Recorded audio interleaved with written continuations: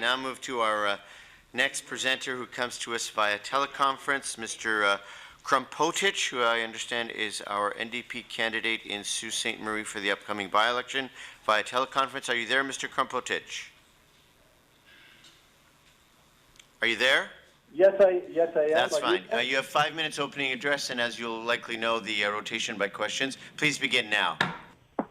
Okay, thank you, and good morning, everyone. And first, I want to thank the committee for listening to my concerns for fighting hydro. My name is Joe Kmpotich, and I'm a resident of Sault Ste. Marie.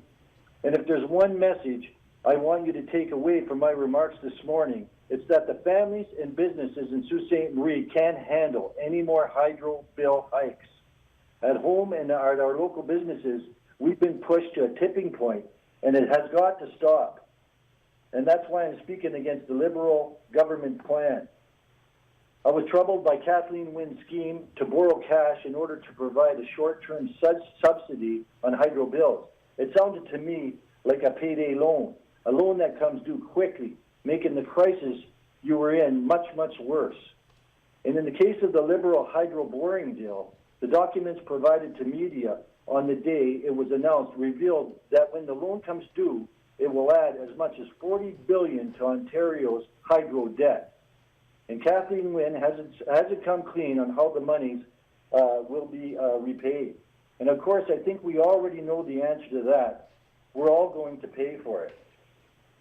And recently revealed Liberal cabinet documents confirmed our payments will come due in the form of an extra charge on all our hydro bills after the next election. Families in my community can't afford that. And I think of the people like Jamie Lacrosse. Here's a young mom with 2 little boys in my community. And I know NDP leader Andrea Horwath has described her situation to Premier Wynne before. And I'm not sure why it doesn't bother Miss Wynne. Jamie's hydro bills were so out of control, she turned the heat down in her home and brought in propane heaters to keep her kids warm. Why are families being put into this situation by our own government? I've spoken to businesses throughout the Soo, the owners of the M&M meat shops locations, for example, who say that the cost of electricity is hurting them and preventing them from expanding and creating jobs. And I'm also aware that municipalities are struggling.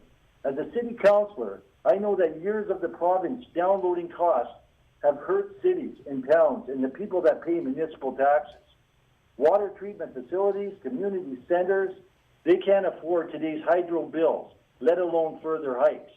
We can't afford higher hydro bills, period. And I want to touch on the fact that news broke last week outlining even further costs we didn't know about when it comes to the Liberals' gas plant scandal. Moving 2 gas plants at the request of a few insiders cost $1 billion. But now it looks like there's even more we taxpayers and bill payers will have to shoulder to get those plants online, even though our province is already producing far more power than we need. Instead of producing affordable power for people, the Liberal government is signing contracts for the benefit of foreign corporations. And those contracts are at the expense of Ontario families. When we look at our own hydro bills, I know what we see. We see a charge to pay private sector contracts. We see a charge to pay for multi-million-dollar salaries for executives. We see a charge to pay for the Liberal privatization of Hydro One. And now we're at a risk of seeing a charge to pay for the Liberals' hydro loan. I also want to point out that the Liberal government's hydro boring legislation is being rammed to the legislator at a time when the community of Sault Ste. Marie doesn't have a voice. There is no MPP for our region right now. Our community has no vote. And if that's not disrespectful to the people of Sault Ste. Marie, I don't know what is. The final thing I want to say is that it doesn't have to be this way. The NDP has a detailed, very achievable plan on the table. It includes immediate relief. It cuts hydro bills by 30%, and it fixes Ontario's hydro system for the long term. So hydro bills will stay down. It includes undoing the privatization that the Liberals and the Conservatives are in favor of. I would urge Premier Wynne and her government to take a closer look at the NDP plan. Set aside your political games and do the right thing for the people in Sault Ste. Marie and the entire province. In conclusion, I don't support Kathleen Wynne's fair hydro plan because it's going to cause all our hydro bills to soar. I strongly urge you to reconsider borrowing billions of dollars and forcing the people of Ontario to pay it back with interest. What I do support is the NDP's achievable plan to get hydro bills down by about a third and keep them down while returning Hydro One to public hands. And I just want to thank everybody for their time. Thank you, Mr. Kmpotich, first of all, for your deputation via teleconference and also your expertly timed remarks. To the government side, Mr. Delaney. Well, thank you very much, Mr. Kmpotich, for your comments. Are you campaigning to say that the NDP would repeal the Fair Hydro Plan? Yes or no? What I'm saying to you is that the Liberal government just isn't getting it. No, I'm asking, are you campaigning to repeal the Fair Hydro Plan should it be enacted? Yes, we are. Thank you. The legislation expands the Ontario Electricity Support Program, which is a program for low-income households. Do you oppose increasing support for low-income families in Sault Ste. Marie? What we're doing is we're going to be voting against that plan. Thank you very much. The legislation also eliminates the delivery cost for on-reserve First Nations. Why do you oppose providing unique support to First Nations communities? But we don't have an MPP. That's our problem. So thank you very much, Chair. Those are our questions. Thank you, Mr. Delaney. To the PC side, Mr. Smith. Mr. Kmpotich, given that it cost over $9 billion to buy the offered shares of Hydro One, why do you think it would only cost $3 to $4 billion to buy it back under the NDP plan? Listen, what's happened is it all started in the 90s. So when the Liberals continued to, when the Liberals continued to privatize, and we're going to stop that and put hydro back into the public hands. And I'm going to tell you something a little bit earlier, back in the prior years, with the Abitibi paper mill in Kenora.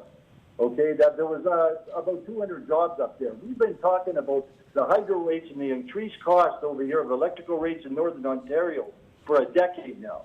And these costs are impacting on people, it's impacting on our economy, and the jobs that go with it to help build a better economy. Mr. Kmpotich, I'm asking about the sell-off of the Hydro One shares, and do you think it's realistic that the NDP plan documents that you could buy back those $9 billion worth of shares that have been sold so far for $3 to $4 billion? My question to you is, would the PCs keep the hydro in private hands? That's what I'm asking you. It's my chance to ask you questions, sir, and I want to know how you feel about the fact that your party actually voted with the government to grant many of these massive sole-source private power contracts in the Green Energy Act back in 2009. I'm just wondering how you feel about that now that there's 27,000 generators out there causing this oversupply that's driven up the electricity costs.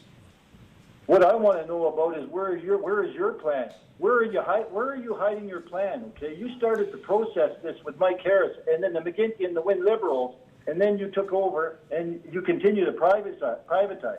Mr. Kmpotich, I have no idea where Mr. Brown stands on what he's proposing to do, and this is what the people in Sault Ste. Marie worry about. Private contracts with green energy are the issue. And the NDP have committed to continuing to build sole-source renewable energy contracts? No, we haven't. Do you believe that the Pickering nuclear station should be closed earlier than 2022? Well, that's a good question, and I'm not exactly sure on that answer. Okay, but you believe, though, that you could purchase $9 billion worth of Hydro One shares back for $3 to $4 billion? Yes, and we need to put it back in public hands. And I'm just curious as to how your math works on that. When it's cost investors $9 billion, you think you could get it back for $3 to $4 billion if there was an NDP government? Hydro should be public. And I still want to know what the Thank you, PCs Mr. are going Smith. to do. To the NDP side, Mr. Tabbins. Morning, Joe. Good to have you on the line. Good morning. I I'll start with a few things. First of all, I assume that you oppose borrowing $40 billion to make hydro bills look good for a few years and then have people stuck with soaring rates in the years thereafter. Absolutely, Mr. Tabbins.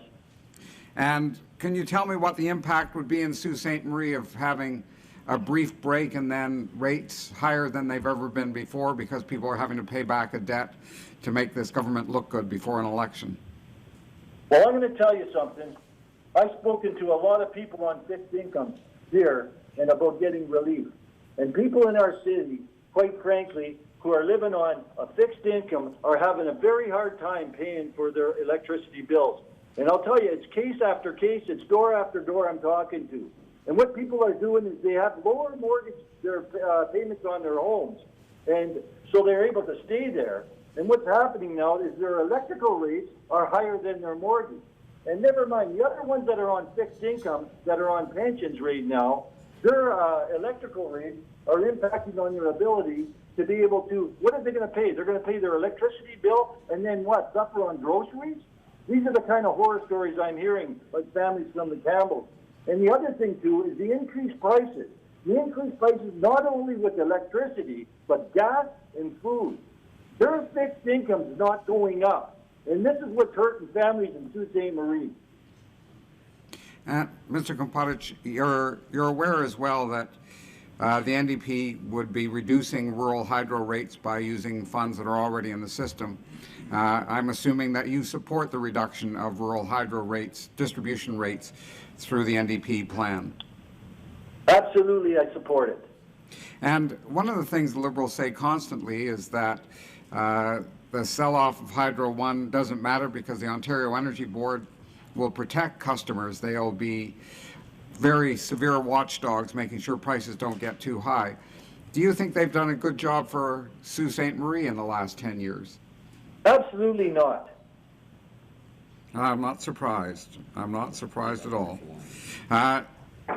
Now, it's interesting, there hasn't been representation from the Sioux in the time that this bill has come forward. I'm assuming that if there was, the person would be opposing this bill because of its impact on the Sioux. Is that fair? Yes, it is. Okay. Thank you, Chair. Mr. Tabbins, and thanks to you, Mr. Kmpotich, for your deputation from Sault Ste. Marie.